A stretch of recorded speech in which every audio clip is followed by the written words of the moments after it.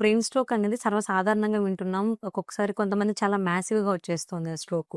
So, అలా కాకుండా అంటే మన బాడీ ఏమైనా ఇండికేషన్స్ ఇస్తుందా? నీకు కమింగ్ డేస్‌లో బ్రెయిన్ స్ట్రోక్ రాబోతోంది అనేది ఆ ఇండికేషన్స్ అంటే సింప్టమ్స్ ఏ విధంగా ఉంటాయి? ఏంటి? యాహ్! మన బాడీ డెఫినిట్‌గానే మన బ్రెయిన్ స్ట్రోక్ వచ్చేవాళ్ళలో ముందుగానే ఈ అవగాహన లేకపోవటం వల్ల చాలా మందిలో ఇది తెలియట్లేదమ్మా.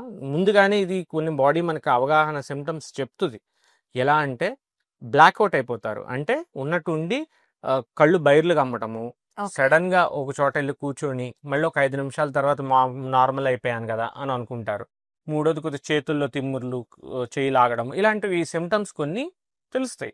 So, okay. దీన్ని మనం నెగ్లెక్ట్ చేయకుండా ముందుగానే గ్రహిస్తే ఎవరిలో అయితే షుగర్ ఉన్నాదో, బీపీ ఉన్నాదో, కొలెస్ట్రాల్ లెవెల్స్ ఉన్నాయో హ్మ్. వీళ్ళల్లో మనం గ్రహించినట్టయితే కంపల్సరీ ఈ బ్రెయిన్ స్ట్రోక్, మాసివ్ స్ట్రోక్ రాకుండానే ఎర్లీగా ట్రాన్సియంట్ ఇస్కెమిక్ అటాక్ అంటాం ఇప్పుడొచ్చిన ఓకే. దాన్ని. హుహు. అలాంటి స్టేజ్‌లోనే మనకి వచ్చినట్టయితే చక్కగా మనం ముందుగానే దీనికి ట్రీట్మెంట్ అనేది ఆప్షన్ ఉంది. ఆ ట్రీట్మెంట్ మనం ముందుగానే గమనిస్తాము.